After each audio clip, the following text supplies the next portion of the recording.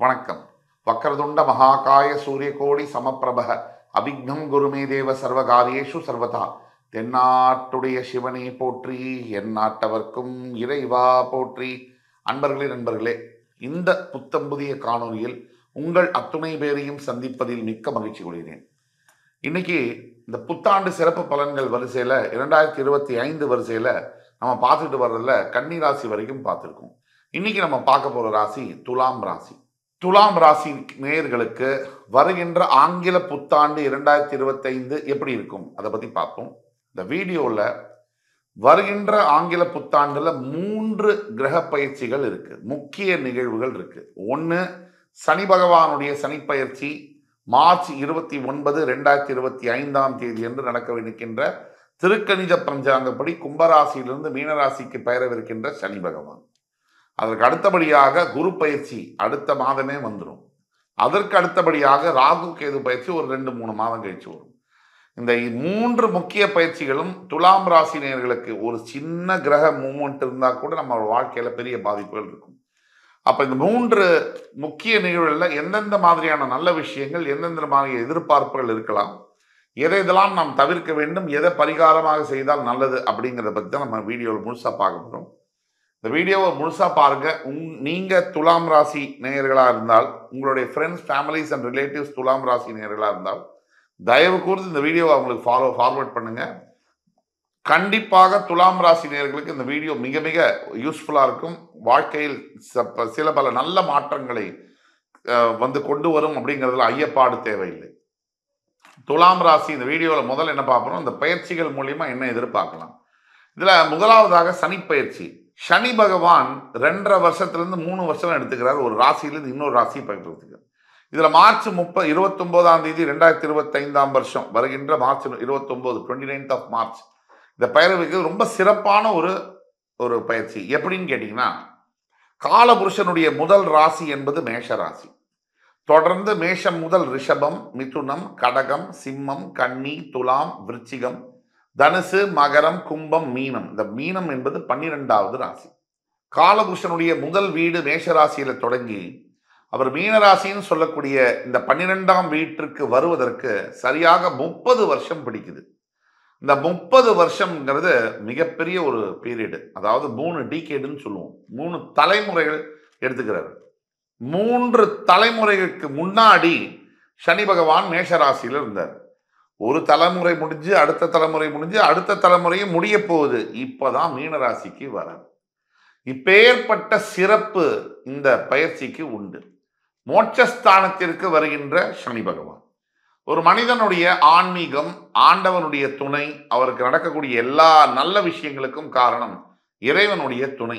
அந்த இறைவனுடைய ஆசீர்வாதம் வேணும்னா மோட்சகாரகன், மோட்சஸ்தானம் வலுவா இருக்கணும். அந்த மோட்சஸ்தானத்திற்கு வருகின்ற சனி பகவான் கும்பத்திலிருந்து பெயர்ந்து மீனத்திற்கு வருவார். இப்போ மீனத்திற்கு வரக்கூடிய சனி பகவான் என்னென்ன மாதிரி நல்ல பலன்களை துலாத்திற்கு செய்வார். முதல் பாயிண்ட், துலாம் ராசியில தான் சனி பகவான் உச்சம் பெறுகிறார். இந்த துலாம் ராசி சனி பகவானுடைய ஒரு ராஜயோக ஒரு ராசி அப்படின்னு சொன்னா மிக இல்லை. தான் சொந்த வீட்டுல மகரம் கும்பத்துல உச்சம் பெறாதவர் துலாம்ல உச்சம் பெறுவார். ஆக இந்த வருகின்ற ஆண்டு ரொம்ப அமோகமான ஆண்டாக இருக்கும். இந்த சனி பகவான் கும்பத்திலிருந்து மீனத்திற்கு வந்தாலும் சனி பகவானுக்கு 3, 7, 10 பார்வைகள் உண்டு. ஆக தன்னுடைய 3ஆம் பார்வையால் ரிஷபத்தையும், தன்னுடைய 7ஆம் பார்வையால் கன்னியையும், தன்னுடைய 10ஆம் பார்வையால் தனுசையும் அவர் பார்ப்பார். சனி பகவானை பொறுத்த வரைக்கும் பார்க்கின்ற பலத்தை விட இருக்கின்ற இடத்திற்கு தான் பலம் அதிகம். ஆக துலாத்திலிருந்து 3, 6, 11 இந்த ஸ்தானங்கள் ரொம்ப முக்கியம். ஏன்னா இந்த ராசிக்கு மட்டுமல்ல, எந்த ராசிக்குமே 3, 6, 11ஆம் பாவங்களில் சனி பகவான் வரும் பொழுது மிக மிக யோக பலன்களை செய்கிறார். 12 ராசிக்குமே. அப்போ தன் ராசியிலேயே உச்சம் பெறக்கூடிய ஒரு யோகாதிபதி, பஞ்சமஸ்தானாதிபதி தன் ராசிக்கு 6ஆம் இடத்தில் கோச்சார ரீதியாக வரும் பொழுது நினைத்து பார்க்க முடியாத யோகங்களை தருவார். 6ஆம் பாவம் என்பது கடன், நோய், மறைமுக எதிரிகள்.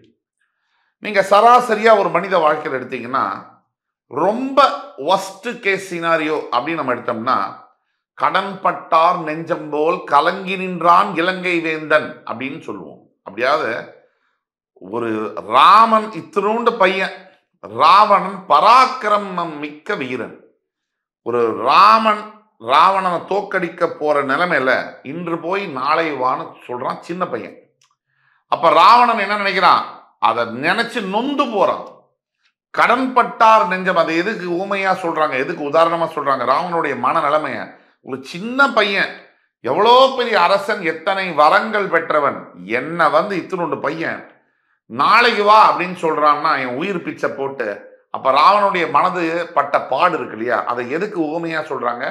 கடன் பட்டார் நெஞ்சம் போல் அப்படின்றாங்க. அப்படின்னா ஒரு கடன் பட்டவருடைய நெஞ்சமானது அவ்வளவு ஒரு காயத்தையும் அழுத்தத்தையும் தாங்கி இருக்கும். அதை இந்த மாதிரி கடன் தொல்லையிலிருந்து துலாம் ராசி என்பர்கள் மீண்டு வரப்போகிறார்கள். யார் யாருக்கு கடன் கொடுத்தீங்களோ, கடன் வாங்கியிருக்கீங்களோ, அந்த செட்டில் ஆக போகுது அப்படிங்கிறத அது குறிக்குது. ரெண்டாவது, ஒரு வாழ்க்கையில நீங்க முக்கியமான 3 விஷயம் சொன்னோம். ஒன்று கடன், இன்னொன்று பணம் இல்லைன்னா அவ்வளவுதான், ஒண்ணுமே பண்ண முடியாது இன்னைக்கு வாழ்க்கையில. அதுக்கு அடுத்தது நோய். எல்லாமே இருக்கு ஒரு வாழ்க்கையில. உங்களுக்கு நல்ல ஒரு உத்தியோகம் இருக்கு, நல்ல வியாபாரம் நடக்குது, நல்ல ஒரு பணம் வருது, ஆடி கார் வச்சிருக்கீங்க, நல்ல மனைவி, மக்கள், வாசல், வீடு எல்லாமே இருக்கு. இதையெல்லாம் அனுபவிக்க என்ன வேணும்? உடம்பு வேணும். அந்த உடம்பு இல்லை, எதுவுமே இல்லை. அப்பேற்பட்ட நோயற்ற வாழ்வே குறைவற்ற செல்வம் அப்படின்னு சொல்லக்கூடிய அளவுல இந்த மறைமுக நோய்களை களைகிறார் சனி பகவான். துலாம் ராசி என்பர்கள் எந்த மாதிரி நோயில இருந்தாலும் அந்த நோய்களை களைவதற்காக சனி பகவான் வருகிறார். இப்ப நம்ம சொல்லக்கூடியதெல்லாம் பொதுவான பலன்கள். உங்களுடைய ஜாதகத்தில், பிறப்பு ஜாதகத்தில் இருக்கக்கூடிய துல்லியமான பலன்களை தெரிய வேண்டும் என்றால் கீழே கொடுக்கப்பட்டுள்ள வாட்ஸ்அப் நம்பர்ல எங்களை தொடர்பு கொண்டு பேசும்போது தான் நாங்கள் உங்களுக்கு ஆன்லைன் அப்பாயின்மெண்ட் பண்ணி தருவோம். அப்ப நீங்க இன்னும் சிறப்பான துல்லியமான பலன்களை கேட்டறியலாம். இப்ப சொல்லக்கூடிய பலன்கள் 65% உங்களுக்கு ஒர்க் ஆகும், ஒரு 35% ஒர்க் ஆகாம இருக்கலாம். காரணம் உங்களுடைய பிறப்பு ஜாதகமாக. ஆக இந்த 6ஆம் பாவத்தில் இருக்கக்கூடிய நோய்களை களைவார். அதாவது உங்களுக்கு இருக்கக்கூடிய எல்லா விதமான உடல் உபாதைகள், உடல் வியாதிகள் தீர்க்கப்படும். மறைமுக எதிரிகள் முக்கியம். ஒரு மனிதன் வளர வேண்டும். இப்ப கடனை பத்தி பேசணும், நோயை பத்தி பேசணும். அடுத்தது வளர்ச்சி அடையணும்னா எது ரொம்ப முக்கியம்? உங்களுக்கு எதிரிகள் இருக்கக்கூடாது. எதிரிகள் இருந்தாலும் அந்த எதிரிகள் உங்களை வெல்லக்கூடாது. நீங்கள் ஸ்ட்ராங்கா இருக்கணும், எதிரிகள் வீக்கா இருக்கணும். இப்ப மறைமுக எதிரிகளால் வரக்கூடிய தாக்குதல்கள், எதிரிகளை நீங்கள் துவம்சம் செய்ய போகிறீர்கள், தவிடுபொடியாக போகிறார்கள், அது பந்தாட போகிறீர்கள். இதெல்லாம் சொல்றதுதான் இந்த தனிப்பயிற்சி. ஆக துலாம் ராசி நேயர்களை பொறுத்த வரைக்கும் நாள்பட்ட, மாதங்கள் பட்ட, ஆண்டுகள் பட்ட கடன்கள் தீரும். நோய்கள், அதுல இருந்து நீங்க வெளியில வருவீங்க. தேவையில்லாத மருத்துவ செலவு எல்லாம் இல்லாம இருக்கும். அதே மாதிரி எதிரிகளை நீங்கள் துவம்சம் செய்ய போகிறீர்கள். இந்த 3 பாயிண்ட். அடுத்தபடியாக உங்களுடைய 8ஆம் வீடு என்று சொல்லக்கூடிய உங்களுடைய ராசிநாதனுடைய இன்னொரு வீடு ரிஷபத்தை அவர் பார்ப்பதனால் வெளிநாடு சம்பந்தப்பட்ட தொடர்புகள் ஏற்படலாம். ஃபாரின்ல எஜுகேஷன், வேலைகள், கல்யாணம், செட்டில் ஆகிறது ஏற்படலாம். அதே மாதிரி 7ஆம் பார்வையால், சனி பகவானுடைய 7ஆம் பார்வையில் உங்களுடைய விரயஸ்தானத்தை பார்ப்பதனால் நல்ல தாம்பத்தியம், சிறப்பான ஒரு தாம்பத்தியம் அமையக்கூடிய வாய்ப்புகள் இருந்தாலும் கூட தேவையில்லாத சில உறவுகளை நீங்கள் தவிர்க்க வேண்டும். சாதாரணமா பழகக்கூடிய நட்பு வேறு விதமா மாறலாம். அதற்கு அடுத்தபடியாக பார்த்தீங்கன்னா உங்களுடைய 3ஆம் இடம் என்று சொல்லக்கூடிய உதயஸ்தானத்தை சனி பகவான் பார்ப்பதனால முயற்சிகள் எடுத்தா வெற்றி பெறும். ஆனா பிளான் பண்ணி சரியான நேரத்துல, சரியான விதத்துல, சரியான ஆளுகிட்ட, சரியான முறையில அந்த முயற்சியை எடுக்கணும். இதை நீங்க பார்த்துக்கணும். ஒட்டு மொத்தத்துல துலாம் ராசி நேயர்களுக்கு உச்சகட்ட ராஜயோக பலன்களை இந்த சனி பயிற்சி தரும் அப்படின்னா அது மிக இல்லை. அடுத்து வரக்கூடிய குரு பயிற்சி. குரு பகவான் இப்ப இருக்கக்கூடியது மேஷராசியிலிருந்து ரிஷபராசிக்கு பெயரவிருக்கிறார். ஸோ ரிஷபராசிக்கு பெயரவிருக்கின்ற குரு பகவான் எண்ணற்ற வாய்ப்புகளை உங்களுக்கு தருவார். ரிஷபத்திலிருந்து மிதுனத்துக்கு வரக்கூடிய குரு பகவான் இன்னும் சிறப்பான வாய்ப்பை தருவார் அப்படிங்கிறத நம்ம இந்த வரக்கூடிய ஆண்டில் எதிர்பார்க்கிறோம். அப்ப மிதுன ராசிக்கு வரக்கூடிய குரு பகவானால உங்களுக்கு வரக்கூடிய வாய்ப்புகள் எண்ணற்றது. ஆனா 9ஆம் பாவத்துல குரு வந்தால் சில விஷயங்கள் துலாத்துக்கு நடக்கும். தந்தையாருடன் சில கருத்து வேறுபாடுகள் வரலாம். அதை பத்தி கவலைப்பட வேண்டியதில்லை, ஒன்றும் பெருச அளவுக்கு ஆகாது. குரு உங்க ராசியை பார்க்க போவதனால நல்லது நடக்கும். புத்திரஸ்தானம் வலுக்கும், அதாவது உங்களுடைய புத்திர பாக்கியங்கள் கிடைக்கும். அதே மாதிரி கல்யாணம் தாமதம் பட்டு போன துலாம் ராசி என்பவர்களுக்கு கல்யாணம் விரைவில் நடக்கக்கூடிய வாய்ப்புகள் உண்டு. அதே மாதிரி ராகு கேது, இப்ப ராகு பகவான் எங்க இருக்காரு? மேஷத்துல, அதாவது மீனத்தில் இருக்கக்கூடிய ராகு பகவான் பெயர்ந்து கும்பத்திற்கு வருவார். சிம்மத்தில், அதாவது கன்னியில் இருக்கக்கூடிய கேது பகவான் பெயர்ந்து சிம்மத்துக்கு போவார். அப்போ உங்களுடைய பஞ்சமஸ்தானத்துக்கு ராகுவும் உங்களுடைய 11ஆம் வீடு என்று சொல்லக்கூடிய சிம்மத்தில் வந்து கேதுவும் உட்காருவாங்க. இந்த 5ஆம் இடத்துல ராகு உட்காரும் போது நீங்க எங்க கேர்ஃபுல்லா இருக்கணும்னா, பழகக்கூடிய ஃப்ரெண்ட்ஸ், இந்த ஃப்ரெண்ட்ஷிப் பாருங்க நம்மளை நல்லதாகவும் உருவாக்கும், அழிக்கவும் செய்யும். அது நாம செலக்ட் பண்றதை பொறுத்து இருக்கு. ஆக எந்த நேரத்தில் நம்மளோட ஃப்ரெண்ட்ஷிப்பே நம்மளை அழிக்கவும் நம்மளால சொல்ல முடியாது. எந்த நேரத்தில் நமக்கு அது ஹெல்ப் பண்ணும் அதையும் நம்மளால சொல்ல முடியாது. நாம தான் கவனமாக இருக்கணும். ஆக இந்த சமுதாயத்தில் எல்லாமே தான் இருக்கும். பிரித்து எடுக்க வேண்டியது நம்மளோட பொறுப்பு. நீங்கள் ஃப்ரெண்ட்ஷிப் விதத்தில் ரொம்ப ரொம்ப கேர்ஃபுல்லாக இருக்கணும். அதே மாதிரி வேலை செய்யக்கூடிய இடத்துல பெரிய அளவில் ப்ரமோஷன் இன்சென்டிவ்ஸ்லாம் கொஞ்சம் எதிர்பார்க்காதீங்க. சற்று சிக்கல்கள் உங்களுக்கும் உங்களுடைய சூப்பர்வைசருக்கும் இருக்கலாம். என்ன இருந்தாலும் பொறுத்தார் பூமி ஆழ்வார். பொறுமையாக நீங்கள் இருந்தீங்கன்னா, துலாத்துக்கு பொறுமையை நான் சொல்லிக் கொடுக்கணுமா? தேவையே இல்லை. நீங்கள் வந்து ஆல்ரெடி வந்து பொறுமையாக இருக்கக்கூடியவங்க, உழைக்கக்கூடியவங்க, கடினமான உழைப்பு, தர்மத்தை தலை காக்கக்கூடிய ஒரு ராசி துலாம் ராசி. ஆக ஒட்டு மொத்தத்தில் இந்த புத்தாண்டு என்பது உங்களுக்கு ஓஹோன்னு இருக்கக்கூடிய புத்தாண்டு தான். நம்பர் 1 ஸ்பாட்ல நீங்க இருக்கீங்க.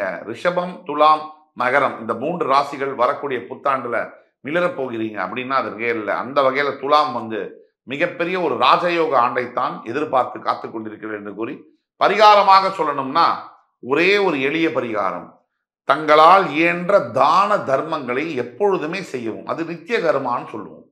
படிப்புக்கு, சாப்பாடுக்கு, ஆடை அணிகலன்களுக்கு, ஒரு துணி இல்லாமல் இருக்காங்க, ஒரு பெட்ஷீட்டு, ஒரு குளிர்காலத்தில் போர்த்திக்கிறதுக்கு ஒரு பெட்ஷீட், இப்படி உங்களால் முடிஞ்ச உதவியை செய்யும்பொழுது அந்த ஆண்டவன் இறங்கி வந்து உங்களுக்கான உதவிகளை தன்னாலவே செய்வார். கவலையே வேண்டாம். காலம் உங்களுக்கான காலமாக இருக்கிறது. விரைந்து நடைபோடுங்கள், வெற்றியை பாருங்கள் என்று கூறி அடுத்து வரும் காணொலியில் மறுபடி உங்கள் எல்லோரையும் சந்திக்கும் வரை உங்களிடமிருந்து விடைபெறுவது உங்கள் சுபாஷ் பாலகிருஷ்ணன். நன்றி, வணக்கம், வாழ்க வளமுடன்.